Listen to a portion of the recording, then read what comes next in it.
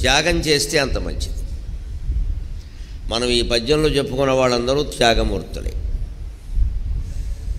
కేవలం ఏదో ఒక పావురం వచ్చి కాళ్ళ మీద పడితే ప్రజారక్షణతో పాటు పక్షుల రక్షణ కూడా తన కర్తవ్యమే అని భావించి ఆ పావురానికి అభయం ఇచ్చాడు శివ చక్రవర్తి. అందుకోసం డేగ వచ్చి ఎంత వాదన చేసినా మేము దేవతలమని బెదిరించినా సరే నేనేం చేయగలిగింది ఏం లేదు, మీరు ప్రాణం తీస్తారు అంతే కదా, తీసుకోండి అన్నాడు. నా ధర్మానికి నేను కట్టుబడ్డాను, లోకంలో అన్ని పావురాల్ని రక్షించాలని నేనేం నియమం పెట్టుకోలేదు,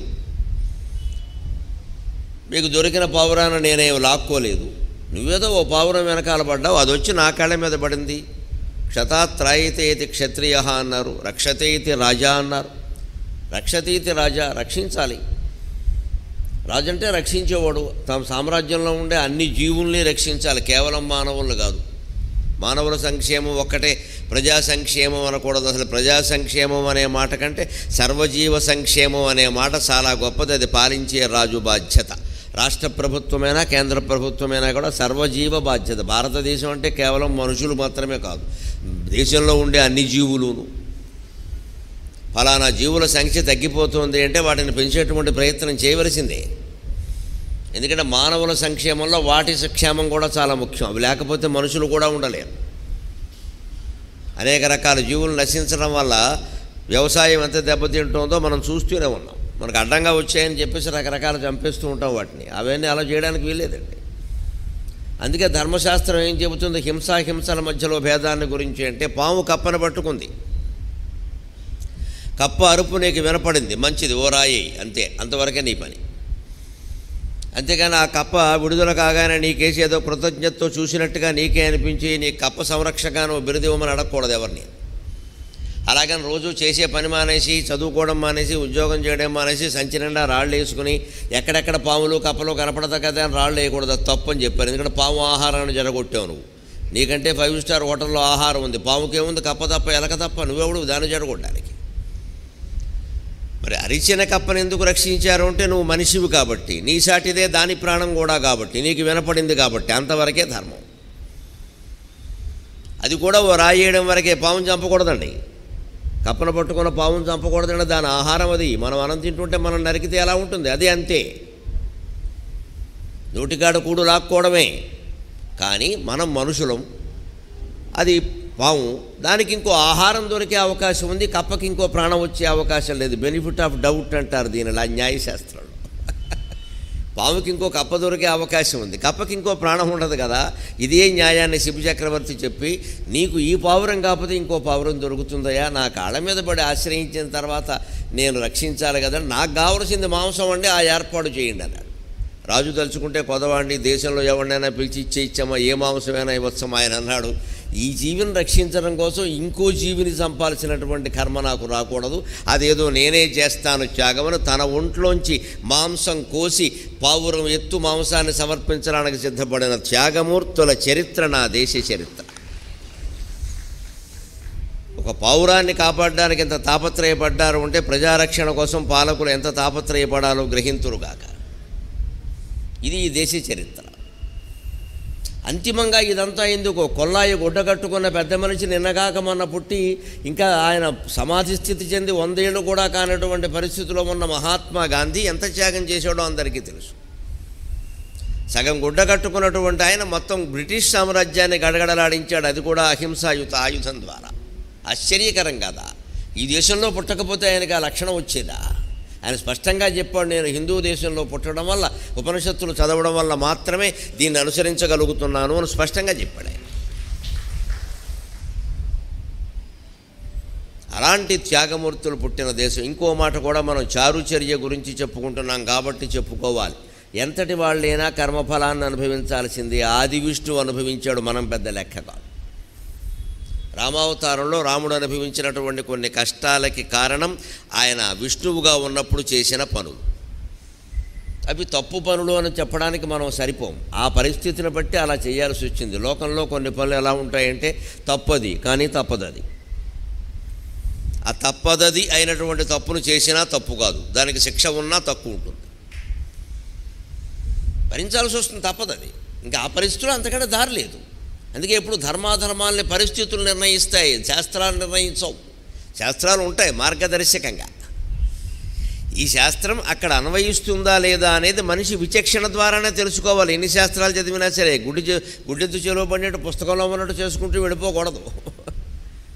ఈ పుస్తకంలో ఉన్నమాట, ఈ శాస్త్రంలో ఉన్నమాట ఇక్కడ నాకు ఎదురైన సందర్భంలో అన్వయిస్తుందా లేదా. ఆ ఒక్క అన్వయ శక్తి లేకపోతే మనిషి మనుగడే అనవసరం. ఎన్ని రాజ్యాంగం ఉన్నప్పటికీ న్యాయశాస్త్ర గ్రంథాలు ఉండాలి. ఆయన ఎందుకండి ఈ అన్వయం చేయడానికే. ఇదిగోనండి సూత్రం ఉంది, ఇది ఇక్కడ అన్వయిస్తుంది ఈ సందర్భాలను చెప్పడానికే కదా న్యాయవాది. తానే దాన్ని తప్పుదారి పట్టిస్తే న్యాయవాది ఎలా అవుతాడు, అన్యాయవాది అవుతాడు.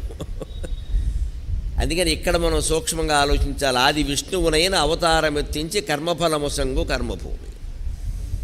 మహావిష్ణువును సైతం అయ్యా నువ్వు చేసిన కర్మఫలం సృష్టి రక్షణ కోసమే చేసినా, దశావతారాలు ఎత్తడం ధర్మరక్షణ కోసమే చేసినా, ఆ అవతారంలో భాగంగానే ఫలానా చేశావు కాబట్టి వాటిని నువ్వు అనుభవించవలసిందంటే సంతోషంగా అనుభవించాడు ఆయన. రామావతారంలో చేసిన వాలివధ ఫలాన్ని కృష్ణావతారంలో అనుభవించాడు. విష్ణువుగా ఉండగా చేసినటువంటి భృగు మహర్షి ఆ హత్య ఫలితాన్ని రామావతారంలో అనుభవించాడు. ఎవ్వరికీ మినహాయింపులు లేవు ఇక్కడ. మన ఊరికే ఏం చేస్తూ ఉంటామంటే పూజలు వ్రతాలు నోములు చేసి దీపాలు పెట్టేసి పాపాలన్నీ పోతాయి. పాపాలతో పాటు పుణ్యాలు కూడా పోతాయి, గుర్తుపెట్టుకోండి. నాకేం మొహమాటం లేదు చెప్పడానికి. పోతే రెండు కలిసే పోతాయి, ఒకటి పోవడం ఉండదు ఇక్కడ. అంతేకాదు కొంతమంది అజ్ఞానం, పుణ్యకార్యాలు చేస్తే పాపాలు పోవండి. పుణ్యం వేరే పాపం వేరే. పుణ్యం నుంచి పాపాన్ని, పాపాన్ని నుంచి పుణ్యాన్ని మైనస్ చెయ్యరు. ఏ సంచికి ఆ సంచి. ఇది ముందు అనుభవిస్తావా అది ముందు అనుభవిస్తావా అనేది ఆ పరిస్థితి తీవ్రతను బట్టి ఉంటుంది, సందర్భాన్ని బట్టి ఉంటుంది. మొత్తం మీద 1000 జన్మలు ఎత్తిన పాపం పుణ్యం రెండూ కూడా అనుభవించాల్సింది. కొంతమంది మహాయోగులు స్థితప్రజ్ఞులు అయిన వాళ్ళు నాకు ఈ పుణ్యాలు కూడా వద్దు మొర్రో అంటారు. వాళ్ళు కూడా అనుభవించాల్సిందే, తప్పదు. వాళ్ళు ఏం చేయాలంటే అనుభవించద్దంటే పాపమైనా పుణ్యమైనా సరే ఇంకొకరికి ధార పోయించండి. పుణ్యం తీసుకుంటారండి, పాపం ఎవరు తీసుకుంటారండి? అందుకని పాపాలు పోవాలని ఎడుతూ ఉంటాం మనం. ఏదైనా దానం చేసి ఈ పుణ్యఫలం నాకు వద్దండి, దీనికోసం నేను మళ్ళీ జన్మెత్తడానికి సిద్ధంగా లేను, అనుభవించింది చాలు, ఈ దానఫలం నీకు ఇస్తానంటే చక్కగా కొంగు బట్టి తీసుకుంటారు. ఇచ్చేనాయన పాపఫలం తీసుకోరు. అందుకే ఈ ధారపోయడాలు బదిలీలు అనవసరం. నీది నువ్వు అనుభవించడానికి సిద్ధంగా ఉండు. నువ్వు ఆ ఫలం అనుభవించద్దంటే ఆ పని చేయకు.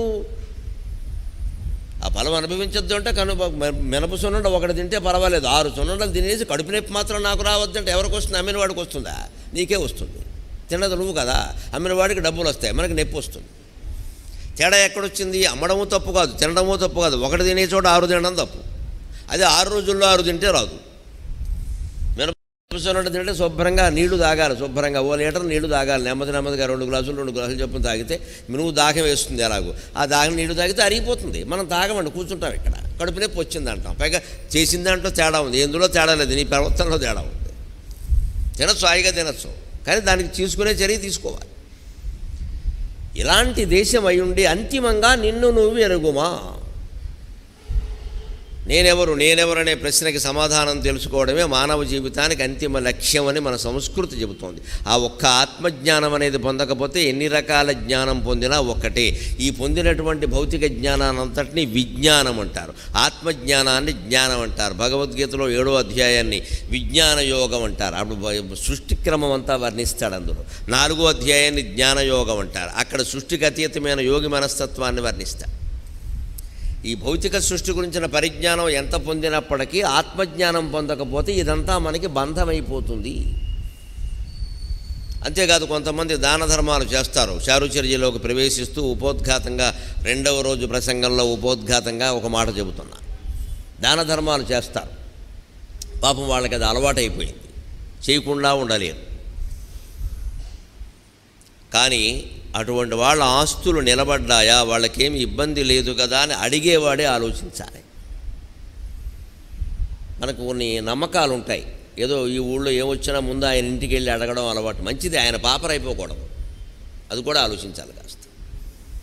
అలాంటి పరిస్థితి ఉంటే ఎప్పటికే చాలా చేశారు మహానుభావులు. వాళ్ళ పిల్లలకు వచ్చేసరికి తగ్గిపోయింది ఆస్తి, మళ్ళీ నిలబడాలి కదా, అస్తమాను ఆయన్నే పీకేస్తే గోకేస్తే ఎలాగా అని ఆలోచించాలి. అది పనికిరాదు అని చెబుతున్నాడు క్షేమేంద్రుడు చారుచర్యలో స్పష్టంగా.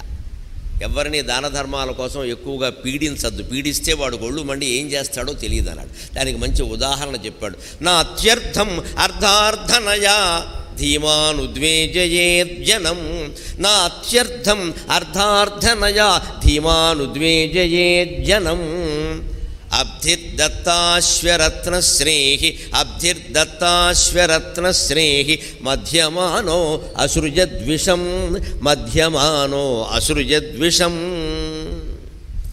క్షీరసాగర మథన కథ ఆధారంగా, భాగవతంలో ఉన్న కథ ఆధారంగా మంచి ఉదాహరణ చెబుతున్నాడు ఇక్కడ. రామాయణ భారత భాగవతాల నుంచే తీసుకుంటాడు సుమారుగా, అన్నీ అన్నాం కదా. నిన్న రామాయణం నుంచి కొన్ని చెప్పాం, భారతం నుంచి కూడా చెప్పాం, ఇవాళ చెబుతాం. ఇది భాగవతంలో క్షీరసాగర మథనం. రామాయణంలో కూడా ఉంది ఈ కథ, అన్ని పురాణాల్లో ఉంటుంది.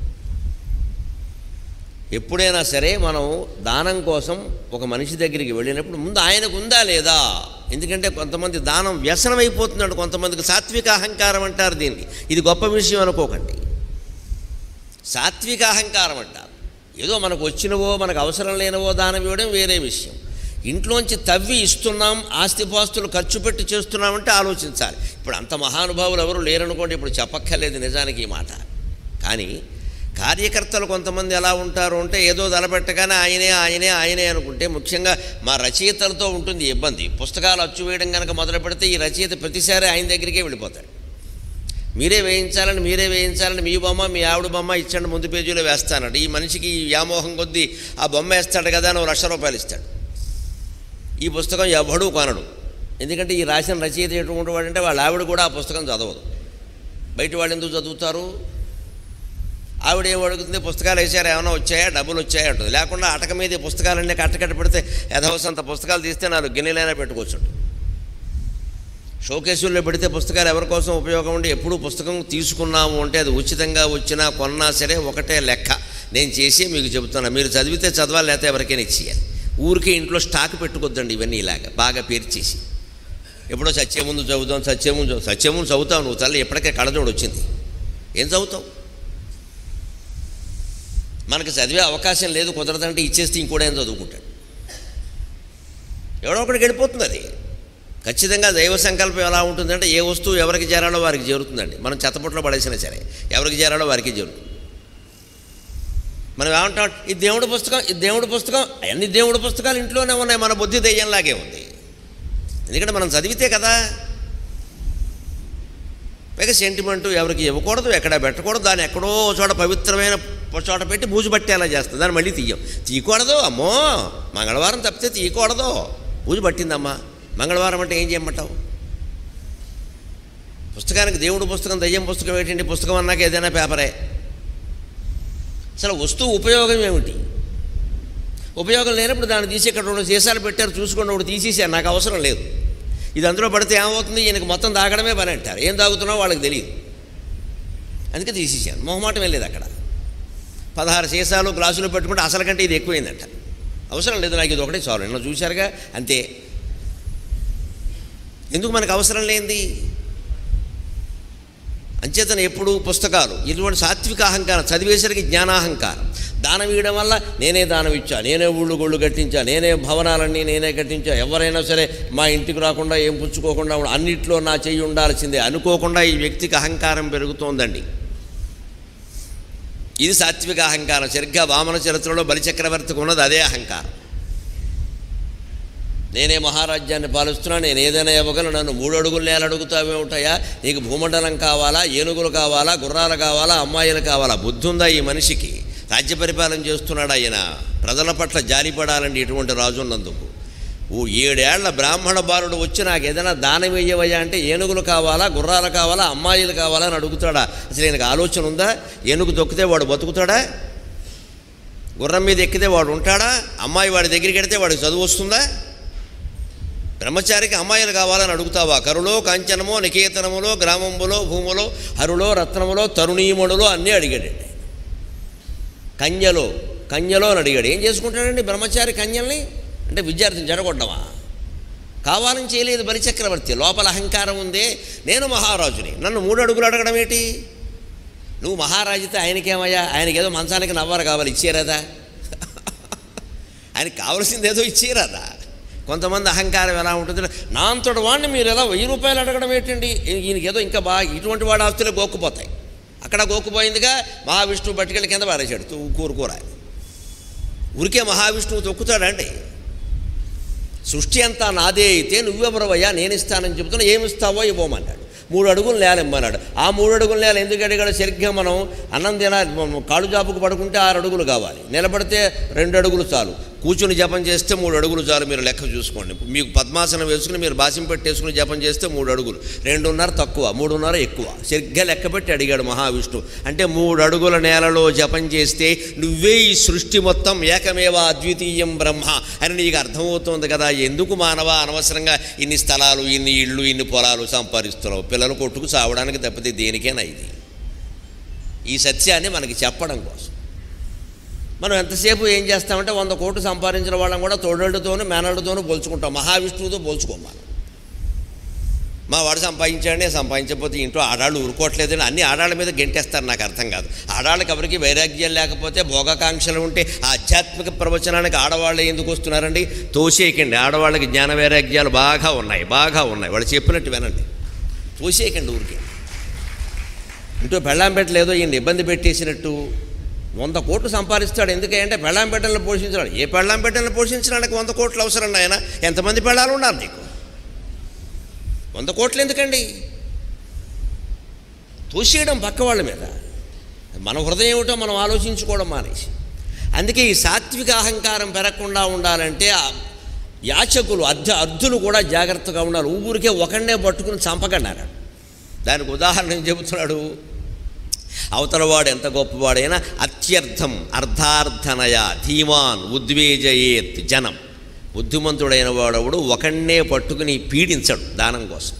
అది ఇయ్యి, ఇంకా ఇయ్యి, నీకు ఇంత ఉంది కదా ఇయ్యి, ఇంకా తవ్వితే ఏమిస్తావో, ఇంకా పొగిడితే ఏమిస్తావో అని పొగిడితే ఒళ్ళు మండి వాడు ఏం చేస్తాడట, అబ్ధిర్దత్త అశ్వరత్న స్నేహి మధ్యమానో అసృజద్విషం. క్షీరసాగర మథనం చేశారు దేవతలు రాక్షసులు కలిసి. కామధేను వచ్చింది, సంతృప్తి చెందలేదు. కల్పవృక్షం వచ్చింది, సంతృప్తి చెందలేదు. 60,000 మంది అప్సరసులు వచ్చారు, సంతృప్తి చెందలేదు. ఉచ్చైశ్రవం వచ్చింది, సంతృప్తి చెందలేదు. దత్త అబ్ధిహి దత్త అశ్వ రత్నశ్రీ. అశ్వం వచ్చింది కదా, సంతృప్తి చెందల. రత్న అనేక రకాల రత్నాలు వచ్చాయి. కౌస్తుభం అని అందులోనే పుట్టింది, సంతృప్తి చెందలేదు. ఆపలేదు మదనం. ఇంకా మదించారు. ఏనుగొచ్చినా మదించారు, ఐరావతం వచ్చినా మదించారు, కామధేను వచ్చినా మదించారు, కల్పవృక్షం వచ్చినా మధిస్తూనే ఉన్నారు. 60,000 మంది అప్సరసులు వచ్చినా మధిస్తూనే ఉన్నారు. చివరికి అన్నిటికీ మూలం సంపదలే కదా, సంపదలకు మూలమైన లక్ష్మీదేవిని కూడా ఇస్తున్నాను రా, ఇంకా నన్ను మధించకండి, వదిలేయండి అని లక్ష్మీదేవిని సృష్టించింది సముద్రం. అబ్ధిర్దత్త అశ్వరత్నశ్రీ. అయినా వీళ్ళు వదలకుండా మధించడం వల్ల ఏం చేసింది, ఒళ్ళు మండి చావణ వ్యాధ వల్లారా అని విషం ఇచ్చింది. చివరికి అయిందా? అన్నీ పుట్టాకే అమృతానికి ముందు విషం పుట్టింది. ఇన్ని సంపదలు ఇచ్చింది, విషం ఎందుకు ఇచ్చిందండి? సంపదల కోసం నీ మనస్సు నువ్వు తవ్వుకుంటూ లోకాన్ని కూడా తవ్వుకుంటూ పోతే భయంకరమైన విషం కారణంగా చచ్చిపోతావు. జాగ్రత్త. ఇక తవ్వకు, ఆపేయి, కోరికలు ఆపేయి. పాలసముద్ర మథనం అంటే వేరే ఏం లేదండి. అదో సముద్రం, దాంట్లో తాడెట్టిలా లాగారు అనుకోకండి ఊరికే. మన మనస్సే పాలసముద్రం. నువ్వు దాంట్లో ముందు లక్ష్మీదేవి జ్యేష్ఠాదేవి పుట్టిందన్నారు. సముద్ర మథనం చేస్తున్న ముందు పుట్టింది ఎవరంటే జ్యేష్ఠాదేవి. జ్యేష్ఠాదేవి అంటే పెద్దమ్మ, శనిదేవత. తర్వాత రెండోసారి లక్ష్మీదేవి పుట్టింది. అంటే పెద్దమ్మ ముందు పుట్టినవాడు శనిదేవత, తర్వాత పుట్టినవాడు లక్ష్మీదేవత. అంటే అర్థం ఏంటంటే మన మనస్సుని ఆలోచనలు గమనించకుండా ముందు పనికిమాలిన ఆలోచనలు వస్తాయి. వాటిని వెంటనే అమల్లో పెట్టేయకూడదు. ఏదైనా అనుకోకుండా ఓ 50 లక్షలు కలిసి వచ్చింది అనుకోండి మనిషికి, ఏ షేర్లలోనో ఎక్కడో వ్యాపారాల్లోనో వేటిలోనో, సినిమా తీద్దామా, ఇదే పనికిమాలిన ఆలోచన అంటే. మన దగ్గర 1 కోటి ఉంది కదా, ఇంకా 4 కోట్లు సంపాదిస్తే చిన్న సినిమా తీసేయచ్చు, పర్లేదు. లేదా ఉన్న వ్యాపారం మానేసి వేరే ఏదైనా చేద్దామా, ఇవన్నీ వస్తాయి. ఈయన దగ్గర ఉన్నది 1/2 కోటి, బ్యాంకులోని పెడతాడు 50 కోట్లు, ఇంకెక్కడ బంధువుల దగ్గర అప్పులు చేస్తాడు ఇంకో 25 కోట్లు, మొత్తం 100 కోట్లు బడ్జెట్ పెడతాడు, ఉన్నదేమో 1/2 కోటి. ఇదే పనికిమాలిన ఆలోచన. ఈ పనికిమాలిన ఆలోచన ఆపుకోవాలి. ఈ 1/2 కోటితో ఏమైనా స్థిరాస్తి కొనుక్కోలేమా, ఇంకాస్త ఆనందంగా ఉండలేమా, 4 మంచి ధార్మిక కార్యక్రమాలు చేయించలేమా, మనశ్శాంతి పొందలేమా, ఎందుకు ఇది అని ఆలోచిస్తే అది లక్ష్మీప్రదమైన ఆలోచన. ఎప్పుడు ముందు వచ్చే ఆలోచన కొంచెం అటు ఇటుగా ఉంటుంది, వెనకాల వచ్చేది సవ్యంగా ఉంటుంది. సవ్యమైందే లక్ష్మీదేవి. అందుకే కథలో ముందు పెద్దమ్మ పుట్టింది, తర్వాత చిన్నమ్మ పుట్టింది. చిన్నమ్మ లక్ష్మీదేవి అన్నారు.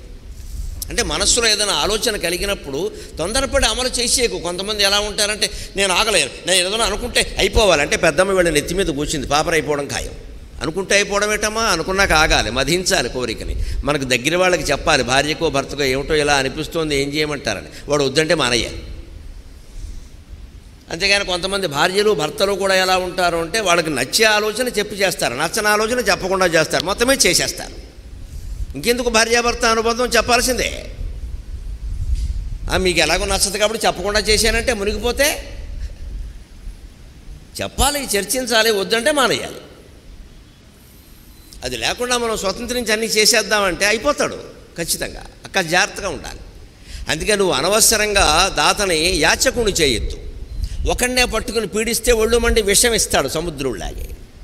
అంచేత ఒక్క మనిషినే పట్టుకుని మనం బాధ పెట్టడం భావ్యం కాదు అని చెబుతున్నాడు ఇక్కడ. అడిగేవాళ్ళం పుచ్చుకునేవాళ్ళం కూడా ఈ విషయాన్ని బాగా గుర్తుపెట్టుకుందాం. ఇంకొక మాట, క్షేమేంద్రుడు చాలా కీలకమైన అంశాన్ని చెబుతున్నాడు. దయచేసి శ్రద్ధగా నిర్మమకారంగా అర్థం చేసుకోండి. నిరహంకారంగా కాదు, నిర్మమకారంగా. నిర్లేప నిర్మల నిత్య నిరాకార నిరాకుల నిష్గుణ నిర్గుణ నిష్కళ శాంత నిష్కామ నిరుపప్లవ అన్న నామాల్లో నిర్మమ మమతాహంత్రి అని ఉంటుంది, గమనించండి. నిర్మమ అమ్మవారికి మమకారం లేదు. మమతాహంత్రి ఆవిడ సేవ చేసిన కొద్దీ మనకున్న మమకారాలు కూడా తగ్గిపోతాయి. మమకారాలు పెంచడానికి కాదు దైవ పూజ, తగ్గించడానికి. కుటుంబ సభ్యుల పట్ల కూడా మనకుండే మమకారాన్ని క్రమక్రమంగా తగ్గించుకోవాలి, లేకపోతే అదే పేక్క బంధం అయిపోతుంది. బాధ్యతలేవో మనం చేయడం వరకే. 60 ఏళ్ళు దాటాయి అంటే క్రమంగా తగ్గించేయాలి. కొడుకుతో, కోడలతో, కూతురుతో, అల్లుడితో మాట్లాడడం తగ్గించే, భార్యాభర్తలు కూడా మాట్లాడుకోవడం తగ్గించేసేయాలి. ఏకాంతంగానే గడపాలి వీలైనంత. ఏదో పుస్తకం చదువుకోవాలి, పారాయణ చేసుకోవాలి, ప్రశాంతంగా ఉండాలి. ఇక ఊరికే కూర్చుని గంటల గంటలు సోది కబుర్లు మాట్లాడుకోవద్దు, అనవసరపు విషయాలన్నీ వస్తాయి. ఆ మమకారం తెంచుకోకపోతే జరిగే నష్టం ఎలా ఉంటుందో తెలుసా? కుర్యాత్ వియోగ దుఃఖేషు ధైర్యం ఉత్సృజ్య దీనతాం. కుర్యాత్ వియోగ దుఃఖేషు ధైర్యం ఉత్సృజ్య దీనతాం. అశ్వత్థామవధం శ్రుత్వా అశ్వత్థామవధం శ్రుత్వా ద్రోణో గతధృతిర్హతః. అశ్వత్థామవధం శ్రుత్వా ద్రోణో గతధృతిర్హతః. భారత యుద్ధంలో కొడుకుల్ని పోగొట్టుకున్నవాడు ద్రోణాచార్యుడు ఒక్కడేనా అండి? నిజానికి ఆయన పోలేదు, అశ్వత్థామ సావలేదు. అశ్వత్థామ చిరంజీవి ఇప్పటికీ ఉన్నాడని ప్రతీతి. భారత యుద్ధానంతరం కౌరవపక్షంలో బతికిన వాళ్ళు ఇద్దరు, కృతవర్మ, కృపాచార్యుడు, అశ్వత్థామ, ముగ్గురు బతుకున్నారు వాళ్ళు. పాండవ పక్షంలో 7 ఉన్నారు, 5 పాండవులు, కృష్ణుడు, సాత్యకి. ఆ అశ్వత్థామ చిరంజీవి, ఆయన తపస్సు అటువంటిది, ఉంటాడు అన్న విషయం తెలుసు ద్రోణాచార్యుడికి. పైగా పోయాడనే అనుకుందాం, ధర్మరాజే చెప్పాడని అనుకుందాం. కూలిపోవలసిన పనే ఉందండి, కూలిపోవలసిన పనే ఉంది. పైగా యుద్ధరంగం అన్నాక సావరా? పోనీ ఏదో మనబోటిగాళ్ళం అవ్వడమో, అయ్యో అబ్బాయి ఏదో ప్రయాణం వెళ్ళి రోడ్డు పక్కన ఏదో జరిగిందంటే అనుకుంటే అది వేరే విషయం. అది ప్రమాదం కదా. యుద్ధం అది కాదే, తెచ్చిపెట్టుకున్నది.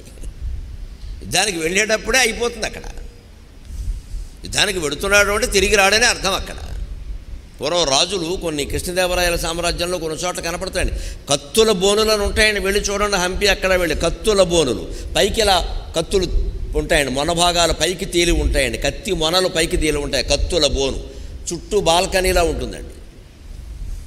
రాజులు యుద్ధానికి వెళ్ళగానే ఆ రాజు మరణించాడు అని తెలియగానే భార్య అందులో దూకేస్తుందండి. అయిపోయింది అంతే లెక్క. ఎందుకంటే శత్రురాజు వచ్చి మానభంగం చేస్తాడు, లేకపోతే వశం చేసుకుంటాడు. ప్రాణాన్ని పోగొట్టుకుందుకైనా ఆనాటి రాచ స్త్రీలు అంగీకరించారు కానీ మానభంగానికి అంగీకరించలేదు. అది నా దేశ చరిత్ర, అది నా దేశ చరిత్ర. ప్రాణం పోతే పోనీ, పరాయి మొగాడికి వశం కావద్దు. ఆ స్థితి నుంచి ఇవాళ దిగజారి పరాయి మొగాడి కోసం ఉన్నవాడినే హత్య చేయించే భార్యలు తయారయ్యారు. నమశివాయ నమశివాయ. ఎంత అభివృద్ధి చెందాం, ఎంత అభివృద్ధి చెందాం. టెక్నాలజీ అంటే ఇదే కదా. ఊరికి ఏదో వంకర సంబంధం పెట్టుకుని పోనీ వాడి దారిని వాడిని వదిలేసి వెళ్ళిపోవడం కాదు, మేము చంపేయడమే. ఏ స్థితి నుంచి ఏ స్థితికి దిగజారామండి. లోకంలో కురవకూడని సమయంలో అకాల వర్షాలు కురుస్తున్నాయి, కురిసే సమయంలో కురవట్టేది. మరి ఇదే కారణమమ్మా. నమ్మడం కష్టంగా ఉంటుంది, కానీ ఇదే కారణం, మనుషుల సత్ప్రవర్తన లేనిదే ప్రకృతి సహకరించదు. ఇదంతా లాజిక్, తర్కం. ప్రవర్తనలు బాగుండకపోతే ప్రకృతి సహకరించదు. అందుకే పూర్వం అనేవాళ్ళు శీలవంతులైన వాళ్ళు ఉండడం వల్లే వర్షాలు కురిసే. 3 వానలు కురిసేనయ, ముక్కారు పంటలు పండేనయ అనేవి. 3 ఋతువుల్లో ఏ పంటలు పండాలో ఆ పంటలు పండేవి. ముక్కారు అంటే ఋతువులు, 3 ఋతువులు. ముక్కారు అంటే 3 ఋతువులు. నెలకి 3 వానలు కురిసేవి పూర్వం ఎప్పుడు కూడా. ఏ తిథుల్లో నక్షత్రాల్లో కురిసేవో పంచాంగం బ్రాహ్మలు చెప్పేసేవారు హాయిగా. చూసి ఆ ప్రకారమే జరిగేది. ఇప్పుడు వాళ్ళు చెప్పడానికి లేదు, మనం నమ్మడానికి లేదు. ఎందుకని? మనుషుల ప్రవర్తనలో దోషం. దీనికి మళ్ళీ వెనకాల నాస్తిక సంఘాల వాళ్ళు తయారవుతారు. దీనికి దానికి సంబంధం ఏంటండి? వీడికి అర్థమయ్యే విషయం కాదు అది. ఇంకొక మాటతో చెబితే తెలిసిపోతుందండి. ఇంక వాదించడం సమస్య కాదు అక్కడ. మనుషుల శరీరాలు ఎక్కడి నుంచి వచ్చాయి? పంచభూతాల నుంచి వచ్చాయి. ఈ వానలో అవన్నీ ఎక్కడి నుంచో పంచభూతాల నుంచి వస్తున్నాయి. ప్రకృతి అంతా పంచభూతాలతో తయారైనప్పుడు మానవుల శరీరాలు కూడా పంచభూతాలతోనే తయారైనప్పుడు పంచభూతాత్మకమైన మానవ శరీర స్పందనను బట్టి ప్రకృతి స్పందన ఉంటుందని వేరే చెప్పాలా? అజ్ఞాని, నీకో నమస్కారం. మనుషుల ప్రవర్తనలు బట్టే వానలు కురుస్తాయి, మనుషుల ప్రవర్తనలు బట్టే ఎండలు కాస్తాయి, మనుషుల ప్రవర్తనలు బట్టే చలి ఉంటుంది. ఎక్కువ ఉంది అంటే మన ప్రవర్తనలో దోషం ఉంది, మనం సరి చేసుకోవాల్సిందే. శీలానికి అంత ప్రాధాన్యం ఇచ్చిన జాతి. నా భర్త తప్ప మరొకడు నన్ను ముట్టుకుంటే కత్తుల బోన్లో దూకుతాను, కానీ వాడి చెయ్యి నా మీద పడ్డానికి వీల్లేదు. అటువంటి స్థితి నుంచి ఏ స్థితికి వచ్చామో తెలుస్తూనే ఉంది. ఇంత మమకార, ఇంత ధర్మం ఇంత ఖచ్చితంగా ఉన్నప్పుడు యుద్ధరంగానికి వెళ్ళినటువంటి భర్త తిరిగి వస్తాడనేటువంటిది ఏం లేదండి. అశ్వత్థామ వెళ్ళినప్పుడే చెప్పాలి, అనుకోవాలి. ద్రోణాచార్యుడు ఏ రోజు పోతాడో మరి ఈయన ఎంతమందిని చంపాడు? ద్రౌపదుల కుమారులు ఈయన చంపలేదా? అంతెందుకండి, పసిబాలుడు 16 ఏళ్ల అభిమన్యుడిని చంపడానికి ఈ పెద్ద మనిషి వేసిన దొంగ వ్యూహం కాదా వాడి ప్రాణాలు తీసింది? మరి అభిమన్యుడిని చంపడానికి అంత పెద్ద వ్యూహం వేసినప్పుడు అర్జునుడి మీద ప్రేమ కానీ, అభిమన్యుడు బాలుడు అనే విషయం కానీ, కనీసం అతని భార్య ఉత్తర 16 ఏళ్ల అమ్మాయి గర్భిణి అన్న విషయం కానీ ఈ పెద్ద మనిషికి, ఈ బ్రాహ్మణోత్తముడు గుర్తొచ్చిందా? ఎందుకండి? కులం పనిలేని కులం. ఏ కులంలో పుడితే ఎవడికి కావాలి? బుద్ధి మంచిది కాదు. ఇంత తగలబడింది ఈయన కొడుకు చనిపోకూడదు, ప్రపంచం అంతా చనిపోవచ్చు. వీళ్ళు ఆచార్యులు. చదువు ఒక్కటి చెప్పగానే సరిపోలేదండి, బుద్ధి మంచిదే ఉండాలి. కృపాచార్యులకు ఉన్నటువంటి సత్ప్రవర్తన ద్రోణాచార్యుడికి లేదు. ఆయన బావమరిది. కృపాచార్యుడికి ఇటువంటి బుద్ధులు లేవు. ఆయన చాలాసార్లు వారించాడు, బావా నువ్వు చేస్తున్న తప్పని. వింటావు పౌరుషం. అందుకే అశ్వత్థామ మీద ఉండే ప్రేమ ఏం చేసింది అంటే, అశ్వత్థామ వధము శృత్వా ద్రోణో గత ధృతిర్హత. అశ్వత్థామ వధ అని శృత్వా, ఇంకా చావలేదు. కానీ ఈయనకు ఆ బలహీనత ఉందని తెలుసు. కొడుక్కి చనిపోవడం కాదు, ఏదైనా ప్రమాదం జరిగిందన్నా ఈయన తట్టుకోలేడు. అందుకని పాండవులు ప్రణాళిక వేశారు. కృష్ణుడే చెప్పాడు, మీకు తిరుగులేదు. ద్రోణాచార్యుల్ని ఈ రకంగా మీరు చంపకపోతే గరికపాటి వారు భీమవరంలో చెప్పే ప్రవచనాన్ని కూడా ఆయన వచ్చి కూర్చుంటాడు. నీ ఇష్టం, తర్వాత నీ వల్ల కాదని. ఇది ఒక్కటే ఉపాయం. అబద్ధం సుబద్ధం అంటే కుదరదు ఇక్కడ. అబద్ధం వా సుబద్ధం వా కుంతీపుత్రో వినాయక కానిచి. యుద్ధంలో ఎప్పుడు ధర్మాన్ని పరిస్థితులు నిర్ణయిస్తాయి. దీన్ని వ్యూహం అంటారు. తప్పుడు వ్యూహం అంటారమ్మా. వ్యూహం లేకపోతే యుద్ధాలు గెలవలేము. గెలవలేమండి. మన మీదకి వచ్చాక చూసుకుందాం, ధర్మంగా యుద్ధం చేద్దాం. వాడు బాంబు ఎత్తుడా, నువ్వు బాణం వేస్తానంటే ఎలాగయ్యా పెద్ద మనిషి, నువ్వు బాంబులు కనిపెట్టాల్సిందే. అంచేత రామాయణ యుద్ధంలో వాడినవి వేరు, భారత యుద్ధంలో వాడిని వేరు, ఈవేళ వాడుతున్నవి వేరు. అందుకే మనకేం చెబుతున్నాడు చారుచర్యలో క్షేమేంద్రుడు? కుర్యాద్వియోగ దుఃఖేషు ధైర్యం. పుత్ర వియోగం కలిగిన, భార్యా వియోగం కలిగిన, భర్తృ వియోగం కలిగిన, బంధువుల్లో ఎంత ఆత్మీయులైన వాళ్ళ వియోగం కలిగిన కాస్త ధైర్యంగా ఉండండి. మానవులు అన్నాక వెళ్ళిపోతారు, ఎవరో ఒకరు ముందు ఎవరో ఒకరు తర్వాత, తప్పది ఇది. ధైర్యం. ఉత్సృజ్య దీనతాం. దీనత్వాన్ని విడిచిపెట్టండి. బేలతనం పనికిరాదు.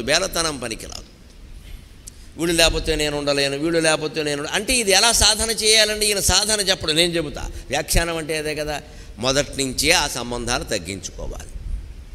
నేను వారితో ఫోన్ మాట్లాడితే కానీ ఉండలేదు. ఒక వారం రోజులు ఉండు, ఏం జరుగుతుందో చూద్దాం, అలవాటు అవుతుంది. ఒక వారం రోజులు నేను మాట్లాడనని చెప్పు, లేకపోతే ఏదో వంక చెప్పు, తగ్గుతుంది ఖచ్చితంగా. ఈ ఉండలేను అన్నదానికి మనమే మందు చేసుకోవాలి, ఎవరు వెయ్యరు ఇక్కడ. కానీ ఇది చివరికి ఎంతవరకు వెళ్ళిపోయిందంటే వారేదో పీక మీదకి తెచ్చుకుంటారు, అప్పుల పాలై మన ప్రాణాలు పోతాయి ఇక్కడ. అంచేది ఆయన చేసినవాడు అనుభవిస్తే పర్వాలేదని వాడు తండ్రి అయినా కొడుకైనా భార్య అయినా భర్త అయినా వేరే వాళ్ళు ఎందుకు అనుభవించాల్సి వస్తుంది? మమకారం కారణంగా, అంటుగట్టుకోవడం కారణంగా, అంటగాగడం కారణంగా. అంత అంటగాగాల్సిన పని ఏమిటి? ఎక్కడికక్కడ శనగలు తిన్నాం చేతులు కడుక్కున్నామని మన పని చేసి మనం వెళ్ళిపోలేమా? అబ్బాయి వెళ్ళమండి, పామేసుకోవాలి, తోమేసుకోవాలి, పీకానాం లాగానా. బంధుమిత్రులందరి ఇళ్లలోనూ మనమే వేలెట్టాలి. ఎందుకంటే ఇదంతా పెత్తనం కోసం. మమకారం అంటారు, అది అబద్ధపు మాట. అహంకారం లోపల ఉండదు. నా పెత్తనం, నా మాట సాగాలి, నా బంధువులందరూ నా మీద ఆధారపడాలి, ప్రతిదానికి నన్ను సంప్రదించాలి. ఎరా ఈ మధ్య ఫోన్ చేయడం మానేసామని 70 ఏళ్ళ వాడు అడుగుతున్నాడు అంటే ఇంతకంటే మూర్ఖుడు లేడు. మానేయండి, అడగండి ఎవరు. 70 ఏళ్ళు వచ్చాయి నీకు, ఎప్పుడు పోతావో తెలియదు. నీకు వాడు ఫోన్ చేయకపోతే నీకే? వాడు కొడుకైనా సరే, ఎరా ఈ మధ్య ఫోన్ చేయడం మానేసావు, ఇంకక్కడి నుంచి వాడు ఏం చేస్తాడు? మొహమాటానికి చేస్తాడు. ఇక్కడ బాగున్నావా అని పెట్టేస్తాడు. ఎందుకంటే బాగుండవు వాడికి ఇష్టం లేదు. చంపేస్తున్నాడు ఊరికే, రోజు ఈయన ఫోన్ ఎవడు చేస్తాడు. ఎందుకంటే వాడికో గర్ల్ ఫ్రెండ్ ఉంది, ఏం చేయమంటావు? ఎవడు గొడవలు వాడివండి, మనకెందుకండి? 70 ఏళ్ళు వచ్చాయి, 80 ఏళ్ళు వచ్చాయి, కనిపించిన వాడు ఇంకా ఏమో ఈ మధ్య కనపడడం మానేసావు, ఫోన్ చేయడం అని కనపడ్డావు. నువ్వు కూడా కనపడవు రేపొద్దున్నా. ఈ మాట ఏమిటండి? కనపడ్డాడు నమస్కారం, కనపడకపోతే 2 నమస్కారాలు. ఇదే వైరాగ్యం. ఇది ఉంటేనే సుఖంగా ఉంటాం, మొహమాటమేలా. ఇది ఉంటేనే సుఖంగా ఉంటాం. వైరాగ్యం లేనివాడు సుఖంగా ఉండడు. ఈ జీవితంలో అన్ని భయాలే. భోగే రోగ భయం, కులే చ్యుతి భయం, విత్తే నృపాలాద్ భయం, మానే దైన్య భయం, బలే రిపు భయం, రూపే జరాయా భయం, శాస్త్రే వాది భయం, గుణే ఖల భయం, కాయే కృతాంతాద్భయం, సర్వం వస్తు భయాన్వితం భువి నృణాం వైరాగ్యమేవా భయం, వైరాగ్యమేవా భయం. మీరు భయాన్ని విడిచిపెట్టాలంటే వైరాగ్యాన్ని అవలంబించండి. మమకారాలు తగ్గించుకోండి, అహంకారాలు తగ్గించుకోండి. ఎంతవరకు ఉండాలో అంతవరకే ఉండండి. గీత గీసేయండి, వెళ్ళిపోమని చెప్పండి. ఏం మొహమాటం లేదు ఇక్కడ. ఇది మన దానివల్ల ఉదాహరణ ఎక్కడి నుంచి చెప్పాడు? ద్రోణాచార్యుడు. ఆయన ఎంత పరాక్రమవంతుడు. పైగా ఇంత చేసేవాడు చచ్చాడా? కనీసం నిర్ధారించుకున్నాడా? భీముడు అంతకుముందు అరిచాడు అశ్వత్థామ కథ, నువ్వు చెప్తే నేను నమ్మనన్నాడు. ఎవరి చేసి చెప్పించాలో మాకు తెలుసులే అన్నాడు ఆయన. ధర్మరాజు పాపం అంతవరకు అబద్ధం ఆడలా. ఆయన చాలా గించుకున్నాడు. కుష్ఠుడు అర్జునుడు కూడా వచ్చి నచ్చ చెప్పారు, తప్పదు మీరు ఏమైనా చేయండి. అర్జునుడు ముందు అభ్యంతరం చెప్పాడు. కుష్ఠుడు అందరినీ మొత్తం మైండ్గే మాడేశాడు. తప్పదు అబ్బాయి, జీవితంలో మీరు ఇలా అనుకుంటే కష్టం ఇది అన్నాడు. మీరు గమనించండి, రామావతారంలో రాముడు పొరపాటును కూడా ఇటువంటి వ్యూహాలు అనుసరించలేదండి. రావణాసురుని కానీ, ఇంద్రజిత్తుని కానీ, కుంభకర్ణుడు కానీ, వీళ్ళెవరండి? అర్జునుడు, కర్ణుడు గోళిక్కాయలండి. కుంభకర్ణుడు, ఇంద్రజిత్తు చేసిన యుద్ధాలతో చూస్తే వీళ్ళు గోళిక్కాయలండి. వాళ్ళు మాయా యుద్ధాలు చేశారు, భయంకరమైన యుద్ధాలు చేశారు. రామలక్ష్మణులు ఇద్దరు అన్నదమ్ములు, మానవ మాతృలుండి తట్టుకున్నారు. రామచంద్రుడిని మించిన వీరుడు లేడు, రామచంద్రుడిని మించిన దైవం లేడు. అంత శక్తి, అది సామాన్యమైన శక్తి. అసలు శ్రీకృష్ణుడి శక్తి సహా, పాండవుల శక్తి సహా ఏది రామచంద్రుని శక్తి ముందు సరిపోదండి. ఒక్క మానవుడు, తమ్ముడు ఒక్కడే తోడు. అది భయంకరమైన యుద్ధం. అది ఇంద్రజిత్తు, కుంభకర్ణుడు, నికుంభుడు, కుంభుడు, రావణాసురుడు సామాన్యమైనది కాదు. అది వీళ్ళెవరండి? యుద్ధ భారత యుద్ధంలో జరిగినవన్నీ రామాయణ యుద్ధంతో పోలిస్తే చిన్నపిల్లల ఆట కింద లెక్కది. అంతటి యుద్ధాన్ని తట్టుకున్న రామచంద్రమూర్తి అధర్మానికి పాల్పడలేదు యుద్ధంలో ఎక్కడా. కుష్ఠుడు అధర్మానికి, యుద్ధ వ్యూహాలకి వ్యతిరేకంగా ప్రవర్తించమని చెప్పాల్సి వచ్చింది. కారణం యుగధర్మం. త్రేతాయుగం వేరు, ద్వాపర యుగం వేరు. మనం కలియుగంలో ఎలా ఉండాలో నిర్ణయించుకోవాలి. ద్వాపర యుగంలోనే కుష్ఠుడు అలా ఉన్నాడు అంటే సగం ఉన్న చోట ఇక్కడ పావలా కూడా ఉండదు ధర్మం, ముప్పావలా అధర్మమే ఉంటుంది. ఇంకా చెప్పాలంటే 10 పైసలే ధర్మం, 90 పైసలు అధర్మమే ఉంది. అందువల్ల నువ్వు ముందు మోసం చేయడం సమస్య కాదు, మోసగింపబడకుండా చూసుకోవడమే పెద్ద సమస్య ఈ దేశంలో. మనం మోసం చేయడం పక్కనట్టండి, మనం చెయ్యం. మోసగింపబడకుండా ప్రపంచాన్ని చెడిపోతే చాలు. ఇన్ని సైబర్ మోసాలు, బంధువులు మోసం చేస్తున్నారు, తెలిసిన వాళ్ళు మోసం చేస్తున్నారు. ఏం చెబుతామండి? అక్కని చెల్లెల్ని కూడా నమ్మకుండా ఎక్కడ ఉంటామమ్మా? అంచేతన ఈ రోజుల్లో జాగ్రత్తగా ఉండాలంటే చారు చర్య. జాగ్రత్తగా ఉండు. మమకారాలు పెట్టుకోవద్దు. అక్కకి అప్పించినా సరే, తమ్ముడికి అప్పించినా సరే, కాగితం రాయించి సంతకం పెట్టించుకో. ఎందుకైనా మంచిది. ఎందుకంటే తెలుగులో సామెత, తమ్ముడే పేకాటే అన్నారు. భీమవరం వాళ్ళకి అలా చెప్తే అర్థమవుతుంది. తమ్ముడే పేకాటే కావాలంటే తమ్ముడికి ఇవ్వాలంటే తర్వాత ఇచ్చుకో. ఆటలు ఇవ్వాల్సిన 1000 రూపాయలు వసూలు చేసి అంతే లెక్క. ఇది ఆటల అబ్బాయి అని చెప్పండి, తర్వాత ఇచ్చుకో కావాలంటే. ఇప్పుడు ఇంకో మాట అండి, వియోగము సరే, దేన్ని ఆదరించాలి, దేన్ని పక్కన పెట్టాలి, దేనికి ప్రాధాన్యం ఇవ్వాలి. అహంకార మమకారాలు లేకుండా ఉండాలి అంటే మనం కొన్ని విషయాలకి ప్రాధాన్యం ఇవ్వడం మానేయాలి. గుణేష్వేవాదరం కుర్యాత్ న జాతౌ జాతు తత్వవితు. గుణేష్వేవాదరం కుర్యాత్ న జాతౌ జాతు తత్వవితు. ద్రౌణిర్విప్రో అభవచ్చోద్రః శూద్రస్తు విదురక్షమీ. ద్రౌణిర్విప్రో అభవచ్చోద్రః శూద్రస్తు విదురక్షమీ.